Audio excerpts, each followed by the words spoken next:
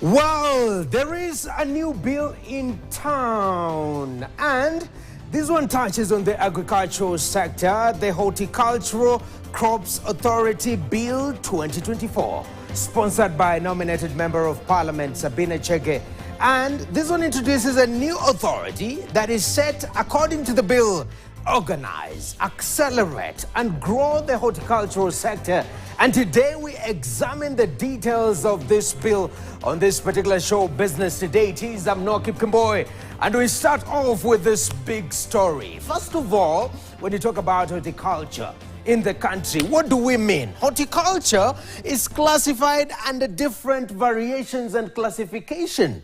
One of them is fruit crops. For example, avocado, banana, guava, mango, melons. All this is actually controlled right there by the horticultural issue. Then we also have medicinal and aromatic plants like aloe vera, chia seeds, moringa, stinging nettle, all that. So if you are planting that, this bill will also affect you in one way or the other. Apart from that, under horticulture, the classification is also on vegetables. For example, cabbage, carrot, kale, cucumber. Nigerians will call it cucumber. But green maize, tomato, that is matters vegetables. We also have herbs and spices, e.g. basil, mint, clove, black pepper, that is classified under horticulture. And finally, flowers and ornamental plants like amni, celosia, asparagus fan. All this is the classification of horticulture crops. So when we talk about this bill and whom it's going to impact, if at all you're dealing in all this, you are impacted. All right? And we move swiftly. Look at that. I like that flow. The objective of this particular bill, if it is passed into an act, essentially the proponents of this particular bill say that it will accelerate growth of the horticulture sector. It will also organize and coordinate horticulture industry. Other than that, it will attract investment opportunities due to the organization of the industry. And lastly, it will facilitate export, because now we are dealing with quality control, which is of critical importance. Other than that, this authority that is being created is quite interesting, because we have the Agriculture and Food Authority already, but this one seems to be mirroring many of the authorities' powers. One of them is licensing of the authority. When you talk about licensing, well, we have that they'll be issuing export license. So if at all you are exporting any of the horticultural products I mentioned earlier, you will be licensed by that authority if this particular bill goes through. Other than that, we have import license to importers. So they'll be issuing import license to importers. Then also, if you're doing any form of processing for the export market, for your, you have some market outside Kenya and you're doing processing of these products, definitely you're going to be impacted right there, because you will be licensed by this authority according to the proposal in this particular bill. Also, these licenses will be lasting a year, okay? So it's an annual license and it's going according to the financial year. So July to June next year, then you renew the license. So if at all you are under these particular requirements, but you contravene some of this, there are penalties that are highlighted, and I'll be taking a look at that later on. But still on matters licensing, this bill is quite interesting, because it is actually devolved its powers in its proposition. First of all, it says, as an authority, we will tackle these particular issues, but we'll partner with devolution, talk about the counties. So we'll handle some issues and counties will handle other issues. And there you go. So there are licenses that will be issued by the authority according to the proposition in this bill. But also there are licenses that will be issued by the counties, devolved units. Now, a person shall not process horticultural produce for local trade unless that person is licensed by the respective county government. It raises a lot of questions. What does this mean?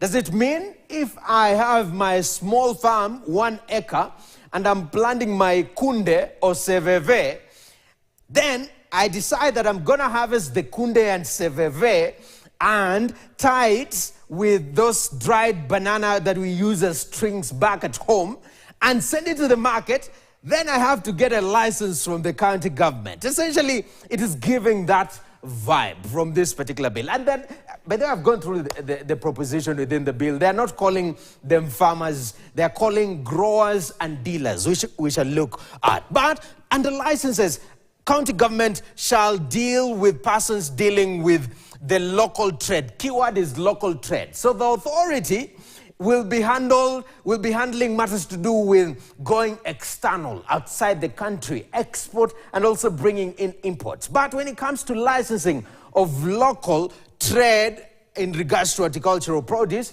then the counties will be handling this and will be giving licenses. So if you're dealing in any of those horticultural products that we took a look at earlier on, then you will be mandated, if this bill goes through, to get an annual license which lasts a year from the county government, if at all you're doing that locally. And if you don't do that, these are the consequences. 2 million shillings in fine, not more than 2 million shillings, or not more than actually 3 years imprisonment.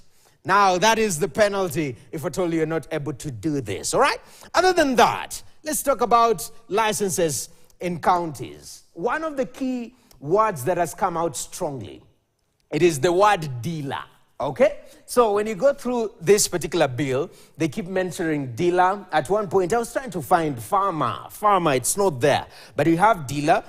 We also have growers at some parts of it. But when you go through the bill, dealer, what does that mean? It has a very interesting, explanation. Now, a dealer is a person engaged in any commercial activity relating to the propagation of plant materials. Now, what does that mean, propagation of plant materials? Who propagates plant materials? You ask yourself such question. Now, is that the farmer? Is the farmer classified under being a dealer? Okay, apart from that, collection of these materials, transportation of these materials, storage of these materials, or sale of horticultural produce, and includes a ship chandler. Now, ship chandler, actually, there are people who supply horticultural products to the sea. You know, when you're traveling by sea, you stop somewhere, you buy vegetables and whatnot. That's one of the areas. An exporter, processor, or a marketing agent. So essentially, everyone in the horticultural ecosystem is classified as a dealer. When you go through that bill, under section 23, subsection 1, it says that a dealer shall not deal in horticultural produce or product unless that person is registered by the authority or county government. Remember the differentiation, what the authority registers and licenses, and also what the county government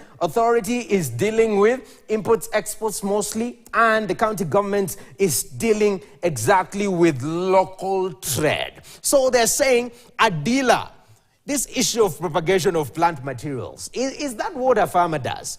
A person who deals with that. So it essentially, if you are on the ecosystem, that is the value chain, then you are a dealer in many ways. And they say that you must have a license in that regard. So since we understand what it means to be a dealer, okay, how do you register yourself as a dealer? Yeah? So according to the authority now, the bill says there is registration, two-pronged registration. There is registration by the authority, which is being proposed by this particular bill, the Horticultural Crops Authority, and they will be registering nursery operators and mother block operators for export market. Okay? So if you have a nursery that is intended to produce horticultural products that are heading outside Kenya, or you have a mother block operator where you propagate these seeds, then you will be actually registered under the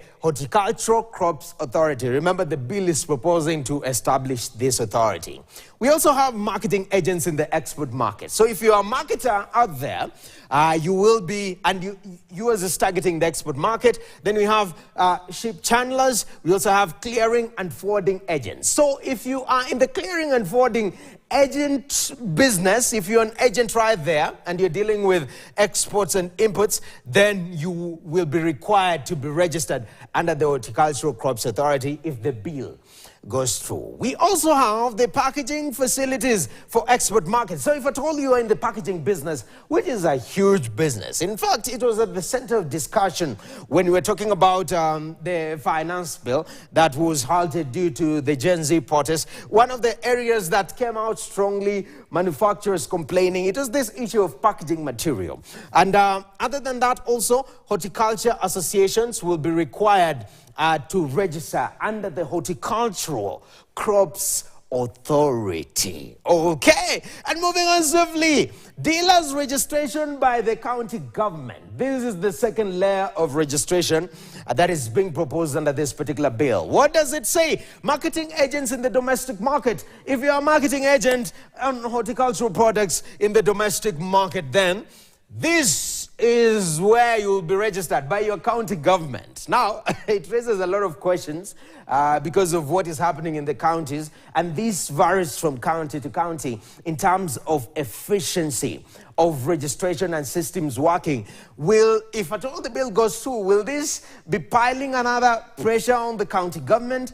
Also, on the flip side, you look at the ONSO's revenue generation by these counties. Will the bill actually push counties to make more money from it? Apart from that, also packaging facilities for domestic market. So if you're making packaging facilities for horticultural products, you are making these plastic bags that you're transporting our boxes, you're transporting your avocados from maybe somewhere in Githunguri, going to Marikiti market. That is your packaging. For domestic market, you'll be required to be registered under your county government. Now it brings up the discussion about we wanted a centralized system to make it easier for business people. But here, this particular bill is proposing another layer of registration, all right? Also, nursery operators and mother block operators for domestic market. That is something else that you will need to be registered for. Now, this is the key word. You see this 1, 2, 3, 4, 5, 6. This 6th word. This is what holds the Kenyan economy, because agriculture is an integral part of the Kenyan economy, employing over 40%, the biggest employer. So anything touching on the farmer, we need to take a keen look at. So going through this particular bill, what does it say about a farmer? It says that a farmer must register. Okay, so under section 24, subsection 1, it says that every commercial grower shall be registered free of charge by the respective county government. So if at all you're growing something that is commercially viable and is commercially, targeting, you're growing your sukuma wiki and yours is to sell. It's not for you to eat at home. Yeah? Then they say that you shall be registered by your county government. Okay? So if you're a farmer doing 1 acre, 2 acre, if you've grown up in the village as I have, then somebody has a small farm somewhere, and what they do, you'll walk by there, wanakuchunia mboga kidogo, 10 shillings, shika mkono moja, 10 shillings you go. Yeah, that is commercial viability. So you'll need to be registered by the county government, though they say that they will register you for free according to that particular bill. And the question is, why? Why? That is the big question. If I was asking, why do we need to register? Everything you need to register. Yeah? Huduma number you need to register. Well, according to the bill, it's making the proposition of farmers registering because actually it will be critical for them to data capture and update. Essentially, they want to get data. because sometimes data is not as clear. So when they register as a farmer, they get clear data on how many farmers are in particular county and also in the country. I think Kenya National Bureau of Statistics will be very happy with such data. We also have production and marketing planning. So at the county level, it will be important to know what products you have, how many farmers are there for you to market yourself, and also quality assurance and traceability. Okay? Now, other than that, we have the issue of farmer registration. Yeah? Section 25, subsection 1 of actually this particular bill, it says that a person shall not pack, process or store horticultural produce and products at premises that are not registered and licensed by the authority or county government. So, according to farmer, a person shall not pack. So if at all you are involved in packaging, process or store horticultural products, produce or products at premises that are not registered. So this calls for also registration of premises and licensed. Okay, these premises have to be registered and licensed by the authority or county government. Okay, so if at all you have your space that you've been getting your avocados. I seem to lean on avocados more because I love avocados. You've gotten your avocados you want to sell, but you've been storing it somewhere. The authority has to check where you're storing that particular avocados. But you shall actually make sure that you're doing this and you're registered. Lest, if you're caught, you'll pay a fine of 1 million shillings or imprisonment not exceeding 3 years. Now, the bill comes up with a very interesting proposal on matters food safety, because food safety is critical. At the end of the day, is the food that we are eating healthy or not? Now, under the bill, section 34, subsection 1, every dealer and grower should ensure that no contamination in handling, grading, packaging, transportation, and storage.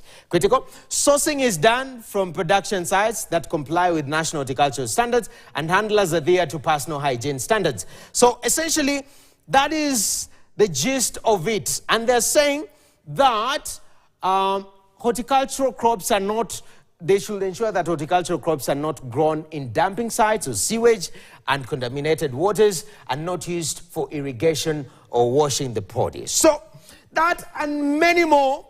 This bill is big. That's why you can see even the document just going up and down. We have quite a number of things that we need to focus on. But essentially that is just the tip of the iceberg on matters to do with the horticulture, actually the Horticultural Crops Authority Bill 2024. But right now, I want us to transition a little bit into different stories that we have from the sector.